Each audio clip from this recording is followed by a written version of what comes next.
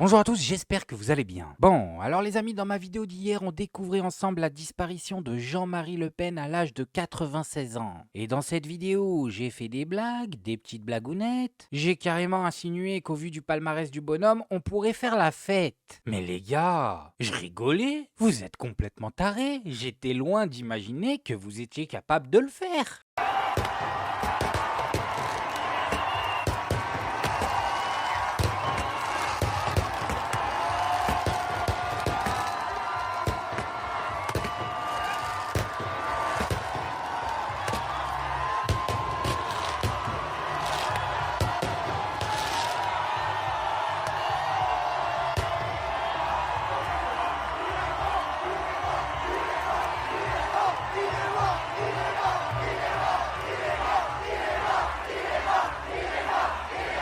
Waouh, j'en reviens pas. C'est la première fois de ma vie que je vois ça. Enfin, on l'a déjà vu pour des mecs qui avaient du pouvoir, mais Jean-Marie n'avait aucun pouvoir. Il était finito, terminé. En fait, c'était une sorte de tonton braslard de tous les Français qu'on voit une fois tous les 2 ans et que personne n'écoute. Après, j'en ai entendu beaucoup qui ont dit que ce qu'ont fait ces personnes en se réunissant par milliers pour fêter l'événement était inadmissible. Bah non, en fait. Moi, ça m'a étonné qu'ils le fassent, mais s'ils veulent le faire, ils le font. Et surtout, si vous voulez blâmer quelqu'un pour cette fête qui a été faite le jour de sa disparition, c'est Jean-Marie Le Pen lui-même qu'il faut blâmer. Bah oui, vous savez ce qu'on dit, il n'y a pas de fumée sans feu. Comme on fait son lit, on se couche. Jean-Marie, franchement, t'as fait ton lit comme un clochard, tu veux dormir comme un roi? Un peu de sérieux. Bon, alors vous l'avez compris, moi je vous dis que tout ça est la faute de Jean-Marie. Mais les médias, eux, ont trouvé un autre responsable. Et oui, essayez de deviner qui. Allez, je vous casse le suspense, comme d'habitude, c'est LFI. Est-ce que vous avez bu du champagne, vous, hier soir? Non, je n'ai pas bu de champagne. Et moi, je pense que à la fois le combat contre l'homme est fini, mais le combat contre ses idées continue plus que jamais. C'est Est-ce ce que que vous nous êtes, avons pardon, vu mais est-ce que notamment. vous êtes choqué? Je vous pose cette question de manière un peu provocante parce qu'il y a eu des rassemblements festifs. On a vu des gens boire du champagne à Paris, à Lille, à Strasbourg, à Marseille, à Nantes, à Lyon, à Toulouse. Est-ce que ça vous choque?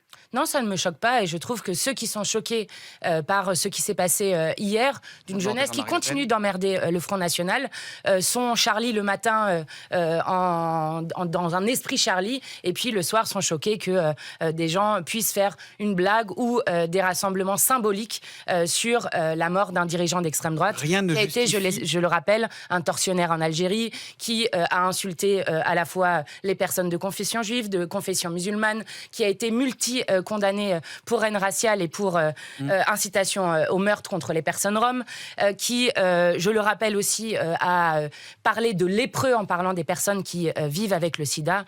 Bref, je crois qu'on ne peut pas être Charlie le matin et s'en prendre le Et soir à danser une sur un jeunesse. cadavre le soir. Rien ne fait- justifie qu'on danse sur un cadavre. Mais personne ne Écoutez, danse Bruno sur un Retailleau. cadavre, il faut arrêter de dire n'importe quoi. Enfin, personne ne danse sur un cadavre. Se Vous comprenez réjouir de juste. la mort de quelqu'un, sortir dans la rue, ouvrir des bouteilles de champagne, tirer des feux d'artifice, c'est quand même particulier, non? Quoi qu'on pense mais- du bonhomme. Non, non, c'est pas quoi qu'on pense du bonhomme. Monsieur Le Pen, Monsieur Jean-Marie Le Pen, n'est pas juste un adversaire politique, comme ça a été dit par Monsieur Retailleau, ou même une grande figure de la vie politique française, Ça, c'est comme François ça a été Bayrou. dit par Monsieur Bayrou.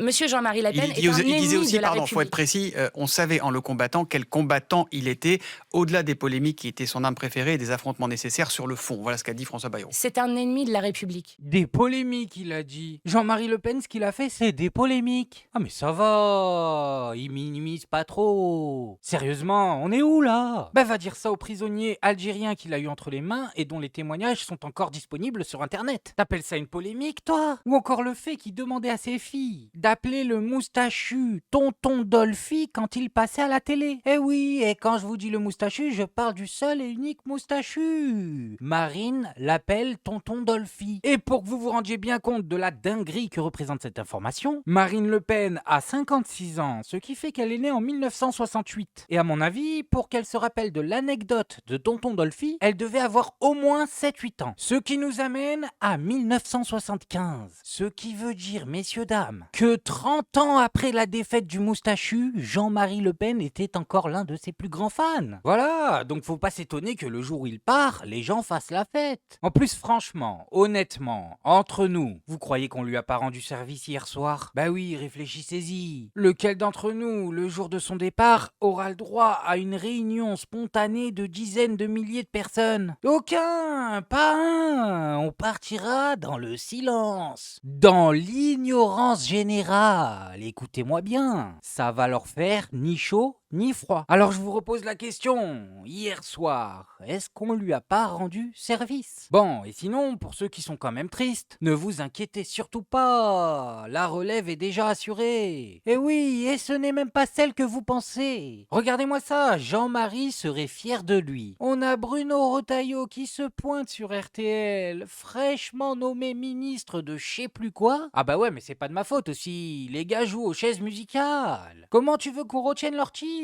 Lundi, il est ministre de la Justice, mardi, il est ministre de l'Intérieur, mercredi, il est ministre de l'égalité homme-femme et jeudi, il est ministre des chaussettes sales qui sont pas rangées. Non mais moi j'arrive plus à suivre. Bon, là en ce moment, il est ministre de l'Intérieur. Et comme je vous disais, il tient fièrement la relève parce qu'il vient nous parler de... Bah, je dirais pas que c'est un sujet qui l'obsède. Je dirais que c'est un de ses sujets préférés, voilà tout. Je pense qu'il faut étendre à de nouveaux champs de l'espace public le principe de neutralité. Par exemple, le sport. Vous vous souvenez des hijabeuses qui ont opposé la Fédération française de foot, qui a gagné devant le Conseil d'État. J'avais fait voter, moi, au Sénat, un texte qui n'a pas été repris par l'Assemblée nationale pour condamner justement le voilement lors des compétitions sportives, pour préserver le sport qu'on aime. Ça veut dire qu'aujourd'hui, vous voulez moins de voile, vous voulez plus. Vous avez une interview dans le Parisien ce matin, vous dites que vous posez la question du voile pour les accompagnatrices de scolaires et aussi à l'université. Vous voulez les interdire, pour dire les choses clairement? Moi, je le pense d'abord sur les accompagnatrices scolaires. Pour moi, c'est l'école hors les murs. Or, la loi de 2004 concerne l'école dans les murs.